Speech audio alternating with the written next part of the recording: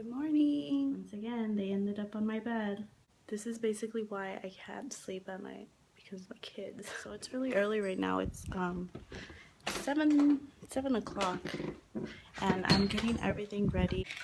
I have work early this morning. I have to be there at 8:30, and then after that I have my internship.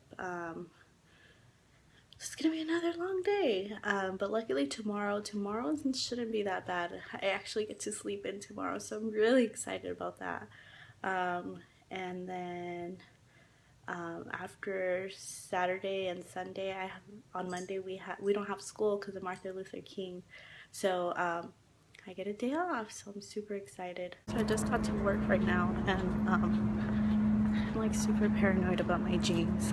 I don't know if this happens to anyone else, but whenever I get a new pair of jeans, I'm so paranoid that I left a tag or something. So right now I'm like checking my jeans. So I'm actually on my way for my internship right now, and it's like in the shadiest area ever. There was a guy begging for money at the exit of the freeway, and he hit my car.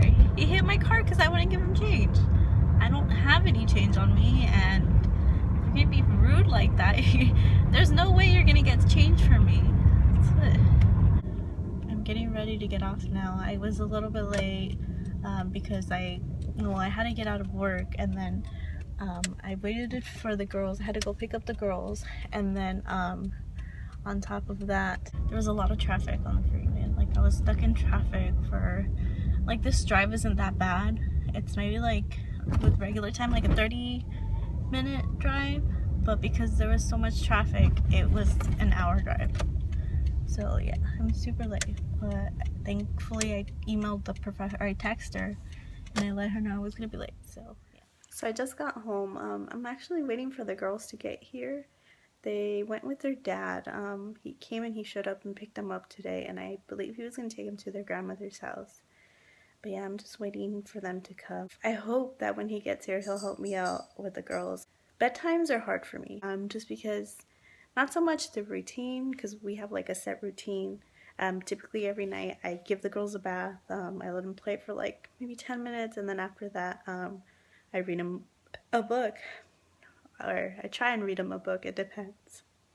Sometimes I forget to read books, and my children, they keep tabs, so they'll be like, oh, you didn't read for 2 days, so they'll bring 2 books. One time it was 3 books, hoping it doesn't get past 3 days. But yeah, we'll read a book, and then after that we sing songs. We sing a bedtime song. I always make up songs for my kids. Yeah, I use songs as transitions. So like you guys have seen, I have a morning time song. It pretty much prepares them for waking up. And then we also have a bedtime song. We also have a bath time song. So yeah, there's a lot of singing in my house, but I just like making things easier for my kids. But yeah, after that, like, that's not the hard part. It's just the issue that I have is with Bella. Always, she just cries. Nighttime is hard for her. It's really, really hard for her. I think that's when she misses her dad the most.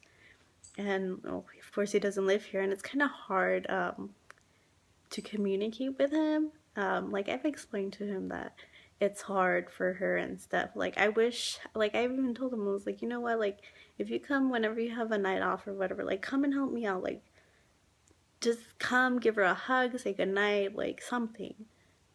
Of course, he won't do it, but like, I want Bella to be happy, and it's hard. It's really difficult right now. I have a lot of anxiety, and I feel like a lot of my anxiety comes from my kids. It comes from my kids. Not that they make me anxious, but I'm worried about them. I'm very worried. And that's really funny because actually today at work, one of my coworkers, she's really sweet, she gave me this. I don't know if you guys can see, but it says "Worry No More Kit." And it's kind of actually perfect. It's a little Mayan story. It comes with like these little worry dolls. And then it has a little story inside, and I'll read it to you guys. It says, there is a story that when the Mayan people have worries, they tell them to their worry dolls and place the dolls under their pillows at night. In the morning, the worry people will have taken all their worries away. And that's funny because I might as well tell them right now that I'm telling you guys, like, A lot of my worries are for my kids. I worry about my kids a lot. Before it might have not been that. Like when I was with my ex, like I said, I was with him for 5 years. I want to say for 4 of those years that I was with him, he didn't work. I want to say that it was hard for him to get a job, but a lot of it was him being lazy. He didn't try. I mean, he would, but after a while, like, he would stop. And it was difficult for me. Like, both pregnancies, I worked 3 jobs. I worked 3 jobs during pregnancy. 3 jobs alone when you're fine is hard, but when you're pregnant, like, I remember just being tired all the time, just wanting to be able to sit down and enjoy my pregnancy. Like, I feel like I didn't get to enjoy either of my pregnancies. And that's where a lot of my anxiety came from.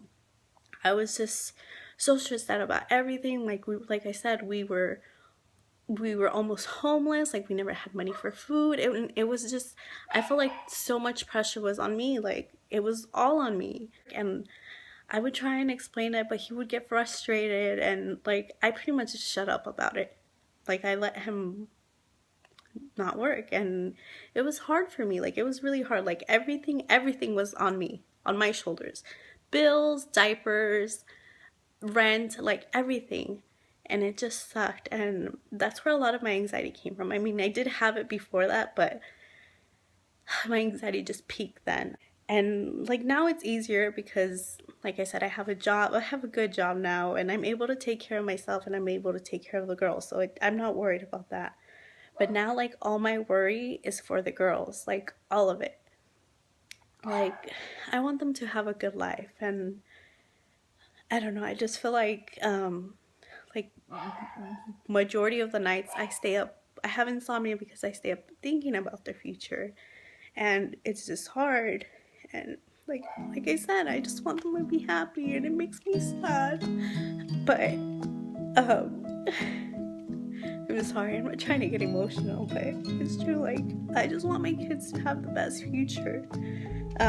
Like, I could care less. I was telling my sister, I could care less that they have whatever career they choose. I don't care what career they want. I don't care if they live in a big fancy house. I don't care that they make lots of money. Like, I really don't care about any of that. What I want for my kids, I want them to be genuinely happy with themselves, be genuinely happy with life. As I feel like I feel like they're gonna struggle a lot in life because they don't have their dad with them, and that makes me really sad. But I know, like, I've heard from so many people, like, I've heard that they're gonna appreciate me more, and they're gonna, like, I'm hoping that at least they'll have a good role model out of me.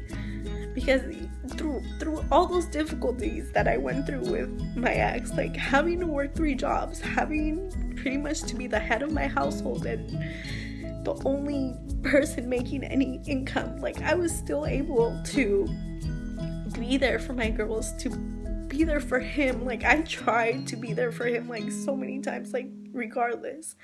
Like, I tried to motivate him. I tried to get him to do something with his life. Like, even now, like, we're not together, but I want him to be a good person, not for me, for him, for that way the girls can be proud of him. Like, even all of that, like, all of that, I was working, whatever, like, I still made it through school. I still went to school. Like, I everything that I'm doing in my life right now, the fact that I'm not sleeping, the fact that I don't have a social life, the fact that I'm killing myself, I'm doing it all for my girls because I want them to have the happiest of childhoods, not just childhoods, but their lives. I want them to not live a single day worrying that if they're gonna eat, or if they're gonna have a house, or if they're gonna have love, because they're always gonna have love for me. So yeah, it's hard, but I worry so much about my girls. I want my girls to be genuinely happy, and I don't want them to end up like me. I don't want them to end up just scared of everything and stressed about every single thing in this world. I mean, life is better now. Like, my anxiety is so much better, but it's still hard. It's something that I can't get rid of. And I mean, like I said, I go to therapy for it, and it's just people don't understand that. Like, I can't get rid of it. Like, I can't stop. I can't. It's just, it's me. It's a part of me. I just want my girls to be genuinely happy. Those are all my worries. Hey guys, so it's the next morning, and I'm sorry I didn't get to finish the vlog or close it out yesterday, but issues happened. Of